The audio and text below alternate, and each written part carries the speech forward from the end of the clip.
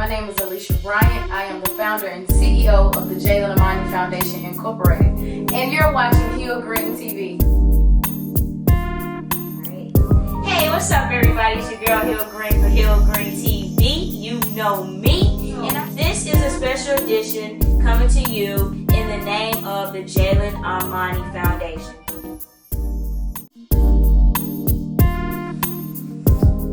Hey, what's up everybody? It's your girl Hill Green for Hill Green TV. And I'm here with the beautiful, lovely, educated, and multi-talented Alicia Bryant. Thank you, Hill Green, for that beautiful introduction. You're welcome. Now, for my viewers, which I dearly do appreciate you watching, you guys have seen me in a lot of places, but I don't think you've ever seen me in a kid's bedroom. So I'm here in the bedroom of a very special young lady. Her name is Jailynn Amani. Now, you guys have probably heard of different types of syndromes. You've probably heard of Down syndrome. You've probably even heard of Rett Syndrome. But today we're here to talk about Rett Syndrome. So tell us more about Rett Syndrome, who you are, and the lovely Jailynn Amani. Okay, well, my name is Alicia Bryant. I am the founder and the CEO of the Jailynn Amani Foundation. Jailynn Amani happens to be my beautiful daughter. She's 6 years old. She was diagnosed with Rett Syndrome a couple of years ago, and me and my husband, Jerome Bryant, decided to bring awareness to our community by starting a foundation in honor of her. The Jailynn Amani Foundation was founded last year. We did a couple of events to bring awareness to our community, and we're still pushing today to bring awareness. That's what's up. It's all about bringing awareness, because when we talk about the African American community and young people and people with special needs, I think sometimes we may be at a disadvantage. A lot of times we might not necessarily understand the conditions that our people are suffering from. We might not necessarily know how to deal with them as a family, as a community, as individuals, as a mother. And sometimes we lack those resources. So tell us more about the Jailynn Amani Foundation and how we're trying to bring awareness, not only to Rett Syndrome, but how to cope with people with special needs. Okay. One of the reasons why we started this foundation is because once my daughter was diagnosed with this condition, we had never heard of it. And it was a lot of things that was available to us, but we had no knowledge of. So once I started breaking into the breaking the boundaries of different resources, I was soon to realize that a lot of people have the same problems that I have, maybe a different condition, having a child with a handicap or special needs, but we share the common interest of not really having the proper resources. So I just did a little research on my own, started going out to the schools, asking questions, demanding certain things from my daughter, and I got those things. I just want to be able to encourage other parents, give them a shoulder to lean on, let them know that they're not alone, that this is a situation that can happen to anyone. So my main focus is to bring awareness in our community, also be a support team for each other to help other people and give them the tools that they need to be able to give their child the proper things that they need to be a productive citizen. That's what's up. Now, when you say support, I think support is very important, because when we talk about the personal aspect as far as dealing with having individuals in our lives with special needs, thinking about how society views it. Sometimes families, they feel saddened because they have someone with a condition in their family. Sometimes they might even feel embarrassed. They might feel hopeless because, they're dealing with this, but they don't know what to do. Maybe there's no one around who can relate to them.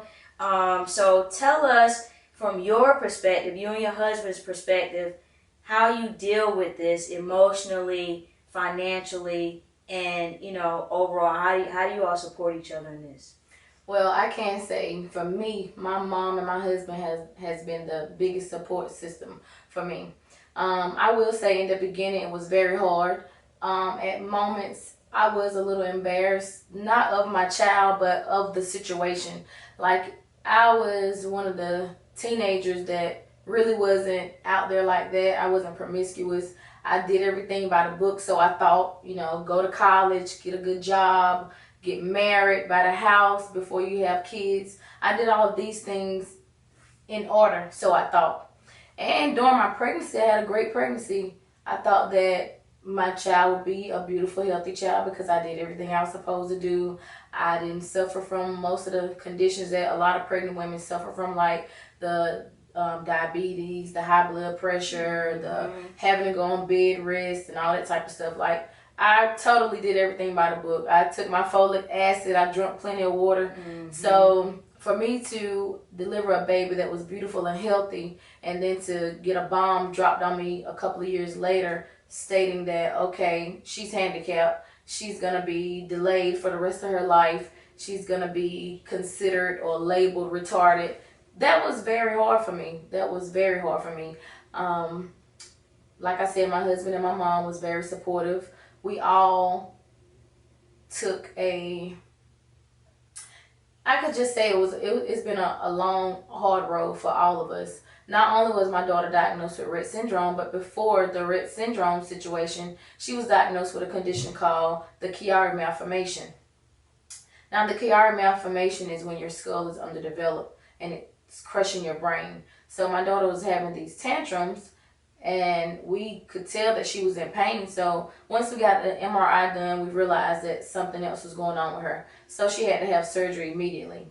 Once she went under surgery, once she undergone surgery, we was told that she would start to develop normally, that everything would be okay after about 6 weeks to 6 months. Well, lo and behold, a year had passed and she still was delayed. So once we went a little further and dug a little deeper, we had a genealogy test done, and that's when we realized that she had a condition called Rett Syndrome. Now, during the process of this, I had a lot of family members that were in denial. It was a lot of times when things was happening, it was like, she's just being terrible twos, or ain't nothing wrong with that baby, or she'll be all right, But in my heart and in my mind, that was my child, and I knew something wasn't right. So I want to be there for other parents to let them know, if you see something early on, don't ignore it. Don't ignore the signs. Like, we got our daughter help like immediately, from speech therapy to occupational therapy to physical therapy, not even knowing what the diagnosis was. But I feel like because we tackled it early on, my baby will have a better chance to have a more normal future. So once we went through the process of having all the tests ran, we got that diagnosis. She ended up having brain surgery at the age of 2. A couple of years later, that's when she was diagnosed with Rett Syndrome. So, like I said, Rett Syndrome was a condition that we had never heard of. So I just feel like it was my duty to make it known in the community, bring awareness for my friends and my family that love and care about us, so they'll know how to handle the situation as well. A lot of times, my family acted towards me as if they were scared. Like, in the beginning, finding a babysitter for my baby was not a problem. Once she started going through her changes and having her little fits, crying, and my family didn't know how to deal with it. My family didn't know how to deal with her, so they would deny me of a babysitter. They really wouldn't come around, or they didn't spend a lot of time with her. So that was very hurtful. That was very hurtful, for one, because my daughter was going through a lot at the time. So that meant it was a lot of stress and strain on me and my husband and my mom, which was my immediate family, because I ended up having to move in with my mom. My daughter had times where she couldn't sleep. She didn't sleep at all. So we would take shifts. Me, my husband, and my mom, we would stay up around the clock to make sure she didn't hurt herself, to keep an eye on her or whatever. So it was very tiresome, because we still had to get up and go to work every day. I still had to deal with the everyday life stuff. I still had to run my business, and we had no help outside of that. So I would say that a lot of times when people are not knowledgeable about the situation or about different conditions, that they are just ignorant to the fact, so they don't know how to handle it. A lot of times they don't want to help out because they don't know how to help out. So our object right now is to make sure that we're able to inform people about Jaylynn's condition, make sure that we're able to help those that may be in the same position that we were in. Different things that I was able to accumulate resources over the years. I want to be able to pass that information on. I want to be able to give people encouragement. I want to tell them it's okay that you feel embarrassed sometimes, because it's a part of life. That's a part of human nature. And it wasn't that I was embarrassed to the point that I didn't want to bring my baby around. It was I got tired of the questions. I got tired of the stares, the looks. And it wasn't just adults, it was children too.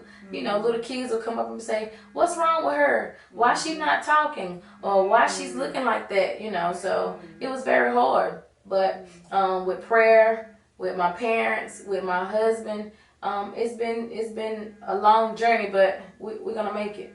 That's what's up. Understanding that knowledge is power. Where can we get more information about the Jailynn Amani Foundation? Well, right now our website is under construction. However, we do have a Facebook page, which is the Jailynn Amani Foundation Incorporated. I also post a lot of things on my personal page, which is Alicia Bryant, ALICIA BRYANT. Also, we do host several events in the community. We just did an event right here in the Atlanta area, August 3rd, which was called Partying for a Purpose. Partying for a purpose, y'all. If you like to party, it's always good to party for a purpose. Okay. Our next upcoming event will be our second annual 100 Advocates in Purple fashion show, which will be held October the 19th, 2013 in Kinston, North Carolina. All right. So that's what's up. So make sure you check out the Facebook page, and that is facebook.com/The Jailynn Amani Foundation Incorporated. And also, you're open to donations, right? Absolutely. We need donations to help to market and bring awareness to the community.